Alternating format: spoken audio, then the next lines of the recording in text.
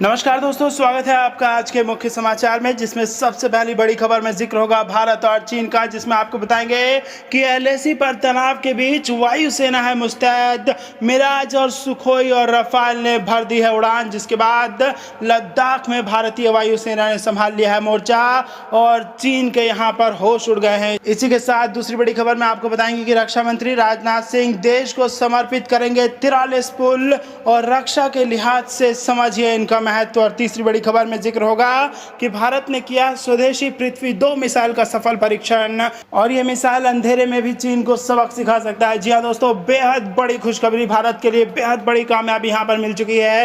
हर एक खबर की गहराई में आपको ले जाएंगे दोस्तों, लेकिन उससे पहले अगर आपको भी अपनी देश की सेना, वैज्ञानिक और पीएम मोदी पर पूरा भरोसा है तो आप अभी इस वीडियो को लाइक कीजिए और इस लाल बटन को दबा के इस चैनल को फ्री में सब्सक्राइब करके घंटी बजाइए और कमेंट में लिखिए जय हिंद। दोस्तों रुक करते तमाम बड़ी खबरों की तरफ। एलएसी पर तनाव के बीच वायुसेना मुस्तैद, मिराज, सुखोई और राफेल ने लद्दाख में संभाला मोर्चा। जी हां दोस्तों, भारत और चीन की सीमा पर तनाव को कम करने के लिए दोनों देशों की ओर से कोशिशें की जा रही हैं। इस बीच चीन की हर चाल का मुकाबला करने के लिए भारतीय वायुसेना ने भी अपनी सतर्कता को बढ़ा दिया है। ऐसे में अगर चीन सेना को पीछे हटाने, बॉर्डर पर सैन्य ताकत न बढ़ाने के समझौते से पीछे हटता है तो भारत उसके लिए भी तैयार किए हुए हैं। जानकारी के मुताबिक वायुसेना ने बॉर्डर इलाके में अपनी मुस्तैदी बढ़ाई है। लद्दाख के पास चुमार के हेनली इलाके में वायुसेना बड़े स्तर पर तैयारी में जुटी है। इसमें मौजूदा मुश्किलों के साथ ही सर्दियों के लिए सभी तैयारियों को परखा जा रहा है, क्योंकि अभी भी लॉन्ग हॉल की आशंकाएं बनी हुई हैं। लद्दाख के आसमानों में लगातार अब राफेल लड़ाकू विमान उड़ान भर रहा है। इसके अलावा मिराज 2000, मिग-29 जैसे लड़ाकू विमानों को पहले ही चीन पर नजर रखने के लिए तैनात किया गया है। भारत पहले ही ऐसी पहाड़ियों पर कब्जा किए हुए हैं जो रणनीतिक तौर पर अहम है। यही वजह है कि चीन अभी बैकफुट पर है। बीते दिनों हुई दोनों देशों की सेनाओं के बीच बैठक में इस बात पर सहमति बनी थी कि आने वाले समय में अधिक सेना को बॉर्डर पर नहीं बुलाया जाएगा। साथ ही दोनों देश बातचीत के जरिए मसले को हल करेंगे और बॉर्डर से सेना को हटाएंगे। हालांकि अभी ऐसा होता संभव नहीं दिख रहा। चीन पर अभी किसी तरह का भरोसा नहीं किया जा सकता है। इसी वजह से भारतीय सेना पूरी तरह तैयार है। सर्दियों से पहले लद्दाख सीमा के पास सैनिकों की संख्या को मजबूत किया जा रहा है। सर्दियों से जुड़ा सामान, हथियार, खाना, पेट्रोल सभी को बड़ी मात्रा में जमा किया जा रहा है। रुख करते हैं अगली खबर की तरफ। रक्षा मंत्री राजनाथ सिंह देश को समर्पित करेंगे 43 पुल, रक्षा के लिहाज से समझिए इनका महत्व। जी हाँ दोस्तों, लद्दाख में चीन के साथ तनातनी के बीच भारत अपनी सीमाओं को मजबूत करने में जुटा है। आज रक्षा मंत्री राजनाथ सिंह 43 पुलों को राष्ट्र को समर्पित करेंगे। ये सभी पुल लद्दाख, अरुणाचल प्रदेश, सिक्किम, हिमाचल प्रदेश, उत्तराखंड, पंजाब और जम्मू कश्मीर के सीमा क्षेत्रों पर बनाए गए हैं। रक्षा मंत्री राजनाथ सिंह 7 राज्यों और केंद्र शासित प्रदेशों में बने इन पुलों का उद्घाटन ऑनलाइन इवेंट के जरिए आज सुबह 10:30 बजे करेंगे। इन 43 पुलों का महत्व समझिए। 7 राज्यों में बनाए गए इन 43 पुलों का सीमा सुरक्षा के लिहाज से काफी महत्व है, क्योंकि इनमें से 7 पुल लद्दाख में हैं, जो रणनीतिक तौर पर बेहद अहम है, क्योंकि इन पुलों के जरिए हमारी सेनाओं की आवाजाही आसान होगी, हथियारों की सप्लाई भी तेज होगी, जिससे हमारी सेना की पकड़ सीमा पर और ज्यादा मजबूत होगी। सबसे ज्यादा 10 पुल जम्मू कश्मीर में हैं, 2 हिमाचल प्रदेश में, 8 पुल उत्तराखंड और अरुणाचल प्रदेश में हैं, बाकी बचे 8 में से 4 पंजाब में हैं और इतने ही सिक्किम में बनाए गए हैं। इन सभी पुलों को बॉर्डर रोड ऑर्गेनाइजेशन ने तैयार किया है। दूसरे बड़े रक्षा प्रोजेक्ट्स पर काम जारी। पुल बनाने का ये काम ऐसे मुश्किल वक्त में पूरा हुआ है जब चीन हमारी सीमाओं पर अपनी नजर गड़ाए बैठा है। इसलिए भारत कई जरूरी प्रोजेक्ट्स पर तेजी से काम कर रहा है। भारत लद्दाख को हिमाचल प्रदेश के दारचा से जोड़ने के लिए भी एक सड़क का निर्माण कर रहा है।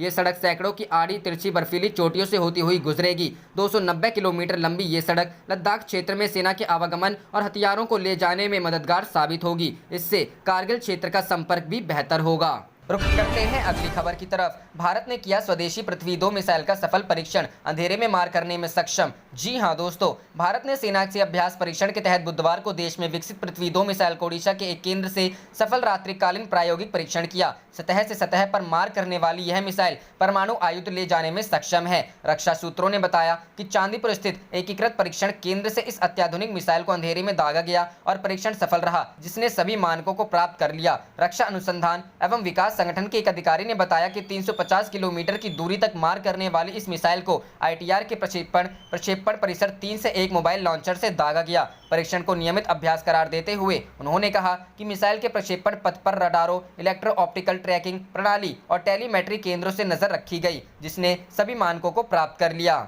रुख करते हैं अगली खबर की तरफ। पूर्वोत्तर में बाढ़, मुंबई में जलमग्न हुई सड़कें, यूपी बिहार समेत 8 राज्यों में भारी बारिश का अलर्ट। जी हां दोस्तों, मानसून का मौसम जल्द ही देश से विदा लेने वाला है। इस सीजन बंगाल की खाड़ी से लेकर अरब सागर तक में मानसून के लिए जो सिस्टम तैयार हुआ, उसके कारण 20 राज्यों में सामान्य से अधिक बारिश दर्ज की गई। मौसम विभाग के अनुसार पूर्वोत्तर के राज्यों में बारिश की स्थिति यह रही है कि असम और सिक्किम बाढ़ की चपेट में आ गए हैं। भारी बारिश के चलते इन राज्यों में भूस्खलन की घटनाएं सामने आई हैं। बंगाल असम राष्ट्रीय राजमार्ग 10 भूस्खलन के चलते कई जगह से टूट गया है। इस कारण यहां कई वाहन फंस गए हैं। राजमार्ग के क्षतिग्रस्त होने के चलते सिक्किम की राजधानी गंगटोक का सड़क संपर्क कौलिपोंग और सिलीगुड़ी के कट गया। इस मानसून महाराष्ट्र, गोवा, पश्चिम बंगाल, बिहार, उत्तर प्रदेश और मध्य प्रदेश में सामान्य से अधिक बारिश दर्ज की गई है। मौसम विभाग के अनुसार महाराष्ट्र की राजधानी मुंबई में 24 घंटे में 280 मिलीमीटर बारिश दर्ज की गई है, जो इस मानसून में एक दिन में सबसे अधिक है। मुंबई में बारिश का सितम इस कदर है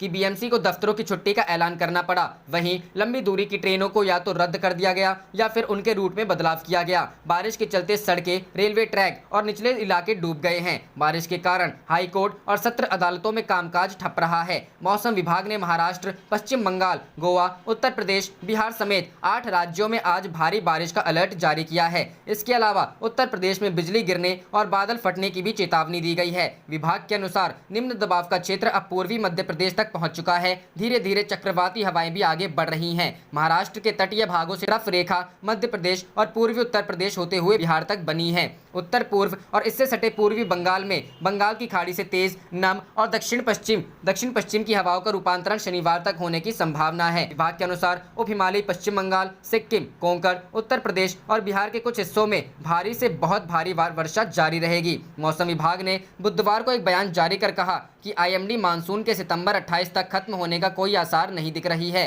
हालांकि आधिकारिक तौर पर मानसून 30 सितंबर को खत्म हो जाएगा। मानसून के समाप्त होने की आधिकारिक घोषणा होने से पहले एक एंटी साइक्लोनिक विंड पैटर्न तैयार होना चाहिए। इस दौरान बारिश पूरी तरह से रुक जाएगी। जगह जगह बूंदाबांदी में कमी देखी जाएगी।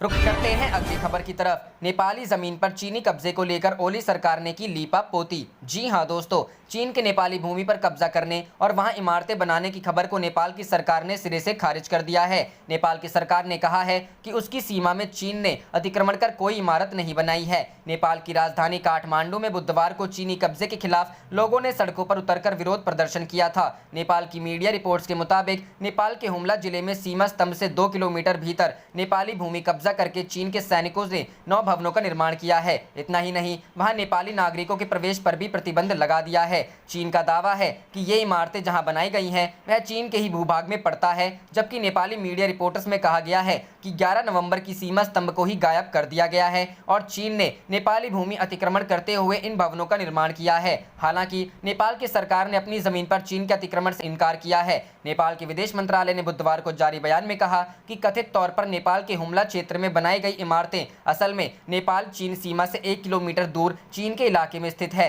नेपाल के विदेश मंत्रालय ने कहा, सुरक्षा निकाय और प्रशासनिक अधिकारियों की टीम ने अपने निरीक्षण के दौरान पाया कि इमारतें चीन के भूभाग में ही बनाई गई हैं और ये नेपाल चीन सीमा से करीब 1 किलोमीटर की दूरी पर है। सरकार ने यह भी कहा कि चीन के भवन निर्माण को लेकर साल 2016 में भी सवाल उठे थे। रुख करते हैं अगली खबर की तरफ। भारतीय सेना से घबराए चीनी सैनिक, लद्दाख में हुई पोस्टिंग तो लगे रोने, वीडियो वायरल। जी हां दोस्तों, भारत चीन के बीच लद्दाख में कई महीनों से चल रहे सीमा विवाद के चलते हालात तनावपूर्ण हैं। दोनों देशों की सेनाओं ने एलएसी पर बड़ी संख्या में सैनिकों की तैनाती कर रखी है। चीनी सैनिकों के बीच भारतीय जवानों को लेकर काफी घबराहट है। पड़ोसी देश के सैनिकों में इस कदर डर है कि जैसे ही चीनी सैनिकों को पता चला कि उनकी तैनाती लद्दाख में भारत चीन की सीमा पर होने वाली है, उनके आंखों में आंसू आ गए। सोशल मीडिया पर पीपुल्स लिबरेशन आर्मी के रोने का वीडियो वायरल हो रहा है। इस वीडियो में दावा किया जा रहा है कि चीनी सैनिकों के रोने की वजह उनकी लद्दाख में होने वाली तैनाती है। पाकिस्तान के कॉमेडियन जैद हामिद ने 22 सितंबर को फेसबुक पर एक वीडियो पोस्ट किया। इस वीडियो में कुछ चीनी सैनिक एक बस में बैठे हुए दिखाई दे रहे हैं। वे सभी रो रहे हैं क्योंकि उनकी पोस्टिंग लद्दाख की सीमा पर होने जा रही है। ताइवान न्यूज की रिपोर्ट के अनुसार बस में सवार चीनी सैनिक पीएलए के गाने green flowers in the army गाने को भी बहुत मुश्किल से गा पा रहे हैं। यह वीडियो सबसे पहले वी चैट के फुयांग सिटी वीकली के पेज पर अपलोड किया गया था, लेकिन बाद में उसे वहां से हटा दिया गया। ओरिजिनल फुटेज में यंगझोउ जिले के फुयांग सिटी के 10 नए सैनिक दिखाई दे रहे हैं। वीडियो के जरिए दावा किया गया कि सभी ताज़ा भर्तियां कथित तौर पर कॉलेज के छात्रों की थी और उनमें से 5 ने तिब्बत में सेवा करने के लिए स्वेच्छा से चुना था। ताइवान न्यूज की रिपोर्ट के मुताबिक यह वीडियो कथित तौर पर फुयांग रेलवे स्टेशन पर शूट किया गया था, जब सैनिक हुबेई प्रांत के एक सैन्य शिविर में जाने की तैयारी कर रहे थे। ट्विटर पर भी एक चीनी यूजर ने वीडियो को फिर से पोस्ट किया है। भारत चीन के बीच हुई कोर कमांडर स्तर की वार्ता। महीनों से चले आ रहे भारत चीन में तनाव के बीच सोमवार को दोनों पक्षों में कोर कमांडर स्तर की वार्ता हुई थी। तकरीबन 13 घंटे तक चली इस वार्ता के बाद संयुक्त बयान जारी किया गया था। बयान के अनुसार दोनों देशों ने एलएसी के अग्रिम इलाकों में और सैनिकों की तैनाती नहीं करने पर सहमति जताई है। इसके अलावा किसी भी गलतफहमी में नहीं आने और तनाव को स्थिर करने को लेकर भी सहमत हुए हैं। रुख करते हैं अगली खबर की तरफ। चीनी कब्जे के खिलाफ नेपाल में सड़कों पर उतरे लोग, केपी ओली की नहीं खुल रही जुबान। जी हां दोस्तों, चीन के इशारे पर भारत विरोधी एजेंडे में जुटी नेपाल की केपी ओली सरकार को ड्रैगन ने ऐसा झटका दिया है कि वह कुछ बोल नहीं पा रही है। दूसरी तरफ जनता का आक्रोश अब फूट पड़ा है। नेपाल के हुमला में चीनी कब्जे और इमारतों के निर्माण की पुष्टि होने के बाद काठमांडू में लोग सड़कों पर उतर आए और चीन के खिलाफ जोरदार नारेबाजी करते हुए जुलूस निकाला। हाथों में तख्तियां लिए लोगों ने बालूवाटर स्थित चीनी दूतावास के बाहर नारेबाजी की। नेपाली न्यूज वेबसाइट खबर हब के मुताबिक आक्रोशित लोग सीमा अतिक्रमण रोका, अतिक्रमण की हुई नेपाली जमीन लौटाओ, नेपाल चीन बॉर्डर का नाका खोलो, चीनी साम्राज्यवाद मुर्दाबाद जैसे नारे लगा रहे हैं। युवाओं की तख्तियों और बैनरों पर भी इस तरह के नारे लिखे हैं। इस बीच चीनी दूतावास के बाहर बड़ी संख्या में सुरक्षा कर्मियों को तैनात कर दिया गया है। सोशल मीडिया पर भी प्रदर्शन की तस्वीरें और वीडियो साझा किए जा रहे हैं और इसके साथ ही लोग चीनी अतिक्रमण के खिलाफ अपना गुस्सा जाहिर कर रहे हैं। हाल ही में नेपाली मीडिया में खबर आई कि चीन ने हुमला जिले में नेपाली जमीन पर अतिक्रमण कर लिया है। चीन ने यहां बॉर्डर पिलर को हटाकर 11 इमारतों का निर्माण कर लिया है। इसके तुरंत बाद हुमला के मुख्य जिलाधिकारी चिरंजीवी गिरी के नेतृत्व में एक दल सीमा पर एक वास्तविक साइट का अध्ययन करने भेजा गया। साइट पर एक अध्ययन करने के बाद टीम ने केंद्र को एक रिपोर्ट भेजी है, लेकिन नेपाल सरकार ने अभी तक सीमा के संबंध में कोई प्रतिक्रिया नहीं दी है। रुख करते हैं अगली खबर की तरफ। दोस्त बनाकर घोंपा खंजर, चीन ने नेपाल की जमीन पर खड़ी कर दी 11 इमारतें। जी हां दोस्तों, विस्तारवादी नीति से पड़ोसी मुल्कों पर खंजर घोंपने के लिए कुख्यात चीन ने हाल ही में बने अपने दोस्त नेपाल को भी नहीं छोड़ा। दोस्ती का नाटक करते हुए पहले तो चीन नेपाल के करीब आया और अब उसी की जमीन पर कब्जा करते हुए 11 इमारतें बना ली। चीन के इस कदम के बाद नेपाल की सरकार हरकत में आ गई है। नेपाल की मीडिया में आई खबरों के मुताबिक चीन ने सीमावर्ती जिले हुमला में एक हिस्से में 11 इमारतों का निर्माण किया है। इस इलाके पर नेपाल अपना दावा करता आया है। इसके चलते दोनों पड़ोसी देशों के बीच सीमा विवाद की शुरुआत हो गई है। कई सालों पहले नेपाल द्वारा इस इलाके में सड़क बनाने के बाद से एक बॉर्डर पिलर गायब है और वो अब चीन ने इमारतों का निर्माण कर लिया। हाल ही में इलाकों का दौरा करने वाले नेपाल के अधिकारियों की माने तो साल 2005 में उस क्षेत्र में एक झोपड़ी थी। अपने टीम के अधिकारियों के साथ रविवार को इलाके का दौरा करने वाले नामका ग्रामीण नगर पालिका के अध्यक्ष विष्णु बहादुर तमांग ने कहा, चीनी पक्ष ने दावा किया है कि जिस क्षेत्र में वे मकान बने हुए हैं वह इलाका उनकी सीमा में आता है। चीनी सुरक्षा और सीमा बलों द्वारा इमारतों के निर्माण की जानकारी नेपाल के गृह मंत्रालय को दे दी गई है। रविवार को मुख्य जिलाधिकारी चिरंजीवी गिरी के नेतृत्व में एक टीम ने निरीक्षण किया। इस दौरान चीनी सुरक्षा अधिकारियों ने दावा किया कि जहां इमारतें स्थित हैं उसके दक्षिण में उनकी सीमा 1 किलोमीटर आगे तक है। हालांकि तमांग ने आगे कहा कि नेपाल की सीमा इमारत से उत्तर की ओर 2 किलोमीटर आगे तक है। वहीं काठमांडू पोस्ट ने बताया, विवादित क्षेत्र की इन 11 इमारतों में से एक में सुरक्षा बल रहते हैं जबकि बाकी खाली हैं। ट्रक जीप में पहुंच गए चीनी सुरक्षा बल। रविवार को जैसे ही नेपाल के अधिकारी मौके पर पहुंचे उसके फौरन बाद ही चीनी सुरक्षा बल मौके पर ट्रक, टैंकर और जीप से पहुंच गए। उन्होंने माइक्रोफोन का इस्तेमाल करते हुए नेपाली अधिकारियों से बात की और उनसे बातचीत के लिए सीमा पर जाने को कहा। तमांग ने कहा, हमने विवादित क्षेत्र में 1.5 घंटे का वक्त बिताया। वहां पहुंचने के बाद चीनी सेना की एक टीम और सुरक्षा बल वहां आए और कहा कि उनकी सीमा में बातचीत नहीं हो सकती है। इसके बाद हम वहां से वापस आ गए। तमांग ने कहा कि हमने उस क्षेत्र के हमारी सीमा में होने का दावा किया, लेकिन उन्होंने हमें मैप दिखाते हुए बताया कि यह उनकी सीमा में आने वाला इलाका है।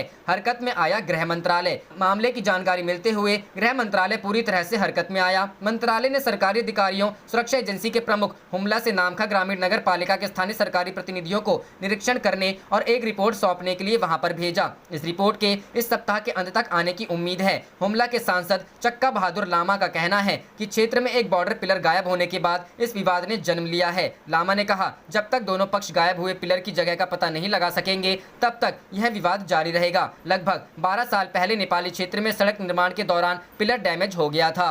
रुक करते हैं अगली खबर की तरफ। कोरोना वायरस पर पीएम मोदी की मुख्यमंत्रियों संग बैठक, बोले जांच, ट्रेसिंग, इलाज पर केंद्रित करें ध्यान। जी हां दोस्तों, वैश्विक महामारी कोरोना वायरस को लेकर प्रधानमंत्री नरेंद्र मोदी ने बुधवार को हाई लेवल मीटिंग की। उन्होंने महाराष्ट्र, आंध्र प्रदेश, कर्नाटक समेत 7 राज्यों और केंद्र शासित प्रदेशों के मुख्यमंत्रियों एवं स्वास्थ्य मंत्रियों के साथ बातचीत की। इस बैठक में उन राज्यों को शामिल किया गया है जो कोरोना वायरस से सबसे ज्यादा प्रभावित हैं। बैठक में पीएम मोदी ने जांच, ट्रेसिंग, इलाज पर ध्यान केंद्रित करने को कहा। कोरोना वायरस के तकरीबन 63% सक्रिय मामले इन 7 राज्यों में हैं। इस बैठक में दिल्ली के अरविंद केजरीवाल, महाराष्ट्र के उद्धव ठाकरे, आंध्र प्रदेश के जगन मोहन रेड्डी, कर्नाटक के येदियुरप्पा समेत अन्य मुख्यमंत्री और स्वास्थ्य मंत्री शामिल रहे। वर्चुअल मीटिंग में गृह मंत्री अमित शाह और केंद्रीय रक्षा मंत्री राजनाथ सिंह भी शामिल रहे। कोरोना वायरस की बैठक में प्रधानमंत्री मोदी ने मुख्यमंत्रियों से कहा कि हमें प्रभावशाली जांच, ट्रेसिंग, इलाज, निगरानी और स्पष्ट संदेश पर ध्यान केंद्रित करना चाहिए। उन्होंने कहा, कोविड-19 से लड़ते हुए हमें आर्थिक मोर्चे पर भी पूरी ताकत से आगे बढ़ना होगा। इसके अलावा पीएम ने बताया कि अब मुख्यमंत्री राज्य आपदा राहत कोष का इस्तेमाल कोरोना के लिए 35% की बजाय 50% कर सकते हैं। बैठक को लेकर मंगलवार को जारी बयान में कहा गया था कि केंद्र सरकार राज्यों और संघ शासित प्रदेशों के प्रभावी सहयोग और निकट समन्वय के साथ मिलकर कोविड-19 महामारी के खिलाफ लड़ाई का नेतृत्व कर रही है। केंद्र सरकार उनकी स्वास्थ्य सेवा और चिकित्सा बुनियादी सुविधाओं को बढ़ाने के लिए लगातार सहायता कर रही है। स्वास्थ्य और परिवार कल्याण मंत्रालय द्वारा एम्स नई दिल्ली के सहयोग से किए गए ICU टेली परामर्श के माध्यम से ICU का संचालन करने वाले डॉक्टरों की नैदानिक प्रबंधन क्षमताओं को काफी हद तक बेहतर किया गया है। रुक करते हैं अगली खबर की तरफ। चीन के खिलाफ जियो को हथियार बनाएंगे अंबानी, 2 साल में लाएंगे 20 करोड़ एंड्रॉयड स्मार्टफोन, मात्र इतनी होगी फोन की कीमत। जी हां दोस्तों, चीनी स्मार्टफोन निर्माता कंपनियों ने कम कीमत में ज्यादा प्रीमियम फीचर देकर भारतीय स्मार्टफोन मार्केट बड़ी हिस्सेदारी हासिल कर ली। मौजूदा वक्त में करीब 70% भारतीय स्मार्टफोन मार्केट पर चीन का कब्जा है। मतलब हर 10 में से 7 भारतीय चीनी स्मार्टफोन का इस्तेमाल कर रहे हैं। हालांकि चीनी स्मार्टफोन के दबदबे को मुकेश अंबानी की तरफ से चुनौती मिल सकती है। क्या है मुकेश अंबानी का प्लान? ब्लूमबर्ग की रिपोर्ट के मुताबिक मुकेश अंबानी की कंपनी रिलायंस इंडस्ट्रीज लिमिटेड की तरफ से लोकल सप्लायर्स को स्मार्टफोन बनाने में तेजी लाने का निर्देश दिया गया है, जिससे अगले 2 साल में करीब 20 करोड़ से ज्यादा एंड्रॉयड बेस्ड स्मार्टफोन को बनाया जा सके। अंबानी के नए एंड्रॉयड स्मार्टफोन के आने से भारत में चीनी स्मार्टफोन निर्माता कंपनी को जोरदार चुनौती मिलेगी। भारत की सबसे ज्यादा मूल्यवान कंपनी मोबाइल असेंबलिंग करने वाली घरेलू कंपनियों के साथ बातचीत कर रही है, जिनके साथ मिलकर जियो के एंड्रॉयड स्मार्टफोन का निर्माण किया जाएगा। जियो के एंड्रॉयड स्मार्टफोन की कीमत करीब 4000 रुपए होगी। साथ ही कंपनी की तरफ से जियो एंड्रॉयड स्मार्टफोन के लिए खास तरह का रिचार्ज प्लान भी लॉन्च कर सकती है। रिपोर्ट के मुताबिक Reliance chairman Mukesh Ambani wireless service की तरह ही देश की स्मार्टफोन इंडस्ट्री को मजबूती से स्थापित करना चाहते हैं। इसके लिए मुकेश अंबानी की तरफ से सरकार के प्लान के हिसाब से ज्यादा घरेलू मैन्युफैक्चरिंग पर ध्यान दिया जा रहा है। जियो के अलावा डिक्सॉन, टेक्नोलॉजी इंडिया, लावा इंटरनेशनल और कार्बन मोबाइल भी घरेलू मैन्युफैक्चरिंग को बढ़ी रही है। रुख करते हैं अगली खबर की तरफ। लद्दाख में राफेल और मिराज की गर्जना से दहशत में चीन, तिब्बत में बजा रहा चेतावनी सायरन। जी हां दोस्तों, लद्दाख में राफेल फाइटर जेट की गर्जना से घबराया चीन अब तिब्बत की राजधानी ल्हासा में भारतीय वायुसेना के हवाई हमले से बचाव की तैयारी में पूरी तरह से जुट गया है। चीन ने शनिवार को ल्हासा में हवाई हमले से बचाव का ड्रिल किया। इस दौरान मार्क ड्रिल के दौरान नकली बम धमाकों की आवाज़ सुनी गई और हर तरफ सायरन गूंजते रहे। इस मॉक ड्रिल के दौरान ल्हासा के लोग अपने घरों में छिपे रहे। तिब्बत पर नजर रखने वाले नामचीन वेबसाइट रेडियो फ्री एशिया की रिपोर्ट के मुताबिक शनिवार को हवाई हमले से बचाव के सायरन ल्हासा में बजाए गए। इस मॉक ड्रिल को पीपुल्स लिबरेशन आर्मी ने शनिवार को अंजाम दिया। रेडियो फ्री एशिया को यह वीडियो सिटीजन जर्नलिस्ट की ओर से मिला है। माना जा रहा है कि भारत के राफेल फाइटर जेट के लद्दाख के आसमान में गर्जना के बाद चीन अपनी युद्धक तैयारियों को बढ़ाने में जुट गया है। इससे पहले भारत और चीन में जारी भारी तनाव के बीच चीनी सेना पीपल्स लिबरेशन आर्मी ने लद्दाख के पास अपने इलाके में रात में हमले करने का व्यापक युद्धाभ्यास किया था। इस अभ्यास के दौरान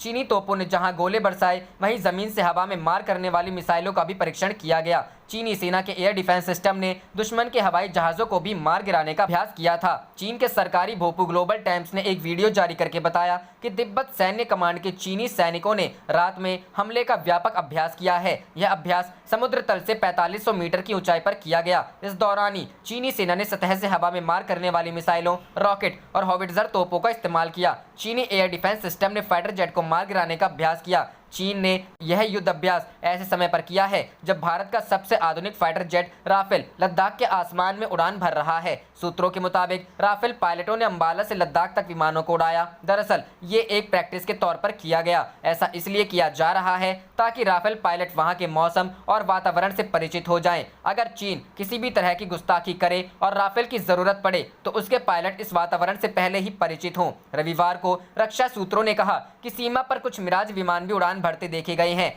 वायुसेना ने बीते 10 सितंबर को अंबाला एयरफोर्स स्टेशन पर आयोजित एक समारोह में राफेल विमानों को वायुसेना में शामिल किया था। आप देख रहे थे आपका अपना चैनल जय हिंद जय भारत।